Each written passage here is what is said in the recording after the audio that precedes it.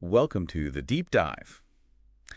Today we'll be looking at a fascinating conversation, actually. Yeah, It's really unique. it is. So it's a dialogue between two people, Okay. Aranaya and Lumance. And they're exploring the number 11, Mm-hmm. not just, as the number that comes after 10, Right. but as a concept Okay. that appears in physics, in nature, Mm-hmm. even spirituality.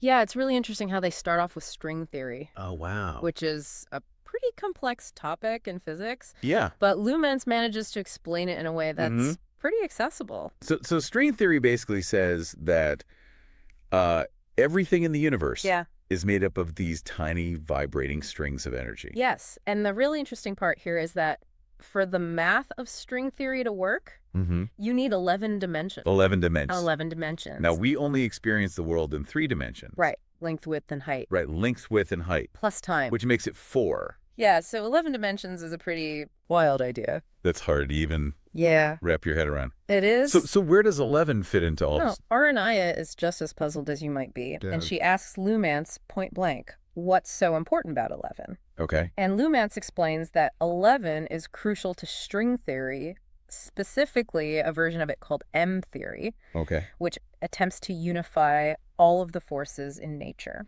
Okay, so that's a pretty big deal. Yeah, it is. So there's a connection to physics there, Right. but they don't stop there. No, they don't. They find 11 Absolutely. in other places too. They dive into other examples from science Uh-huh. and point out that sodium, the 11th element on the periodic table, Okay. is essential for life. Wow. Then there's the sunspot cycle, Well, yeah. those bursts of energy from the sun, Uh-huh. which happen on a roughly 11-year cycle. So we're seeing 11 in the very building blocks of the universe Exactly. and the rhythms of our solar system. That's right. It's pretty amazing. And that's not all. Oh, there's more. Oh, yeah, there's more. They also delve into mathematics, Okay. highlighting that 11 is a prime number, Okay. meaning it's only divisible by itself and 1, Right.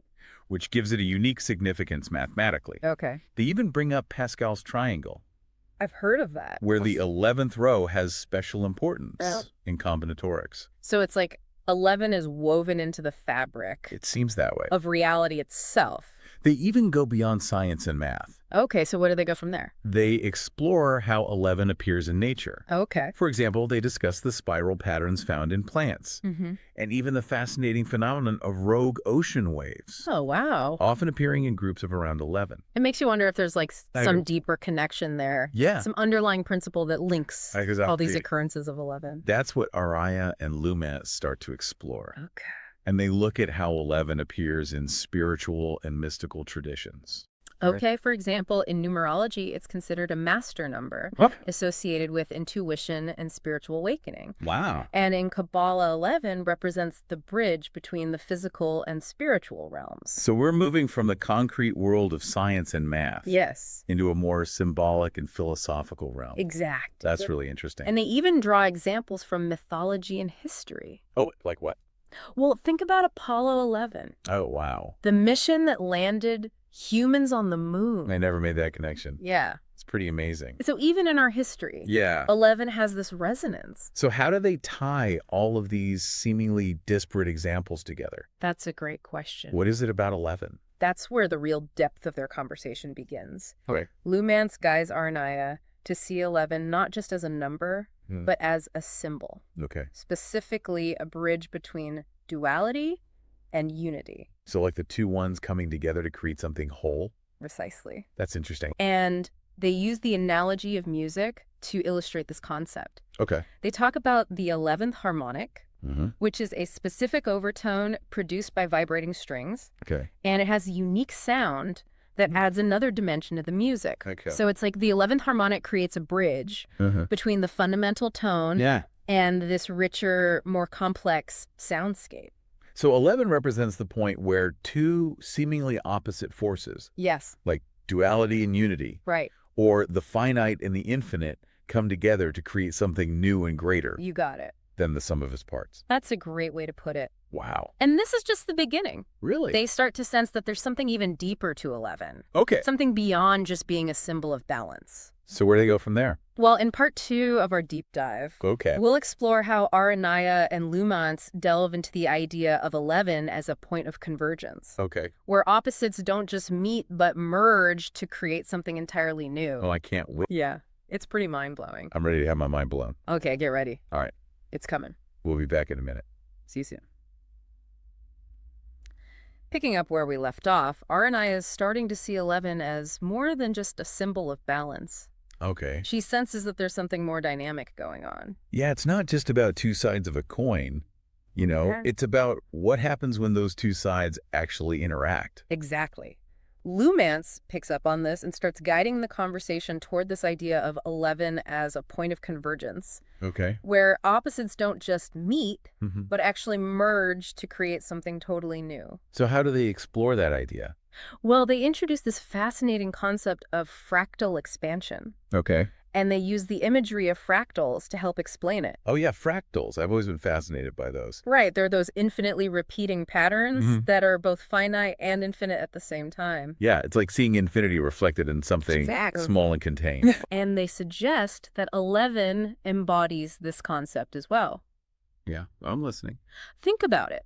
You have the two ones of 11, Right. but within each one lies the potential for another 11, Oh. and within those, even more infinitely unfolding. Whoa. So it's like 11 is a seed that contains an entire universe Yes. of possibilities. That's a great way to put it. Wow. What's really key here is that shift from seeing 11 as a static number Okay. to understanding it as a dynamic process. So it's not just what 11 is, but what it does. Exactly. Okay, I like that. So it's less like a snapshot and more like a movie. Right, a constant state of movement, Yeah. and energy, and transformation. That's it. And they explore this through different lenses. Okay. First, they talk about 11 as layers Ooh. or veils, The Okay. initial layer is this reflection of duality and unity.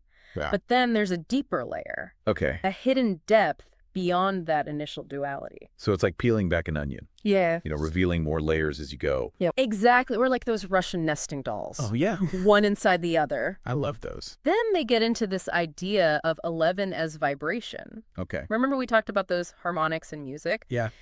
They propose that maybe it's not the number 11 itself that matters, Uh-huh. but the resonance it creates. Oh, okay. Like two strings vibrating in perfect harmony. It's like a hum, Yes. a pulse running through everything. Hold on to that feeling because then they go into this concept of potentiality. Okay. Imagine 11 as a seed, Mm-hmm. a moment of pure potential before anything has been created. Like that moment of stillness before the Big Bang, Exactly. where everything exists but hasn't yet taken form. Yes. And from there, they try to weave all these different perspectives on 11 together. Okay. And they come to a powerful visualization. Okay, already. Imagine a circle. Okay. This represents the finite, the known, the tangible. Okay.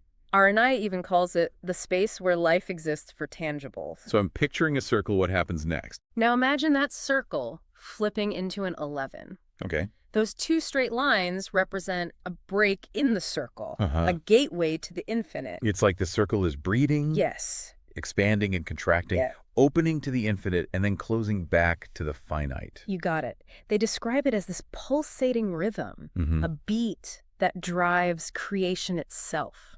Why? Like inhaling and exhaling the beating of a heart. So 11's not just a number anymore. Right. It's this fundamental force Yes. at work in the universe Uh-huh. and within us. And they take it even further. Where do they go from there? They visualize those straight lines of the 11 extending outward, Okay. creating two new circles. These new circles start pulsating too, Uh-huh. flipping between the circle and the 11. Mm-hmm. And sometimes they connect, generating even more circles. That's like a chain reaction, a never-ending expansion of creation. Precisely, they even compare it to the formation of galaxies, Wow. or the way cells divide and multiply. It's a beautiful model for how life unfolds. And remember our discussion about string theory. Yeah. If the universe is made up of these vibrating strings, Right. the 11 dimensions required by string theory could be the very spaces that allow these pulsating circles to exist and interact. This is blowing my mind. But wait, there's more. Really? They go back to that earlier visualization of the square transforming into a spiral, Okay. but this time with a deeper understanding of 11 as a dynamic process. Okay, I'm picturing that square again, one side extending outward into the unknown. All right, let's see where they take us from there. Okay, so we're back to that square with one wall extending out. Yeah. What happens as it stretches out into the unknown? Well, as that wall extends, it breaks the symmetry of the square, Hmm. causing it to spiral outward. Okay. But here's where it gets really interesting. Uh-huh. They notice that as the square spirals, Yeah. it forms shapes that resemble the numbers 5, 6, 8, and so on. Hold on. So the square isn't just spiraling randomly. It's creating... It's creating specific numerical shapes. That's amazing. And they propose that each of these numbers represents a stage in the evolution of consciousness. Okay. I like where this is going. So, for example, 5, with its 5 points, Yeah. symbolizes reaching out, exploring, breaking free from the limitations of that initial square. So 5 is that first brave step into the unknown. You got it. I like that. Then comes 6, Okay. which they see as a representation of balance and harmony, Uh-huh. bringing the duality of 11 into a more integrated form. So each number builds on the previous one, Exactly. adding another layer of complexity and understanding. That's the idea. So what about the other numbers, like 8? Well, they see 8 with its infinite loop Right. as representing this realization of continuity, Mm. the idea that everything is connected and constantly flowing. It's like that spiral is a map of our own journey of awakening, That's a beautiful way to put it. from a limited perspective to a more expansive and interconnected one. And remember those pulsating circles we talked about earlier? Yep. They suggest that as those circles pulsate and interact, Okay. some of them might momentarily return to the square form, Okay. almost like a memory of their origin. So even as the system grows and becomes more complex, Yeah, it still retains the essence of where it came from. exactly. And this is what leads them to this really remarkable realization. What's that? This entire system with its pulsating circles and spiraling squares and evolving numbers, Yeah. it's a fractal. Now, to be honest, I always get a little fuzzy on fractals. Okay, so a fractal is a pattern Okay. that repeats itself at different scales. Right. So if you zoom in on a fractal, you'll see the same pattern over and over again infinitely. Okay. And that's what they're describing with this system they've envisioned. So each time a circle becomes an 11 or a square spirals outward, Yeah. it creates a new fractal, a new reflection of the whole system. A perfect reflection of the whole. Whoa, that's pretty amazing. And they tie this back to the number 11. That space between the two lines of the 11, that gateway to the infinite, Right. that's where the fractal begins its dance. So 11 isn't just a number, it's the catalyst for this whole process That's what they suggest. of creation and transformation. Yeah. And they propose that humans can tap into this infinite potential as well. Really? How so? All it takes is one brave step forward, Okay. a willingness to break free from our limited perspective. Just like that one wall of the square extending outward. Exactly. It's about having the courage to step outside our comfort zones, to question our assumptions, to embrace the unknown. That's powerful. And when we take that brave step, Yeah. we open ourselves up to infinite possibilities. Wow, this whole conversation is mind-blowing. It really is. So what does it all mean for us, for our everyday lives? Well, I think what Arnaya and Lumentz want us to see is that the universe and our own consciousness are far more dynamic and interconnected than we realize. Mm-hmm.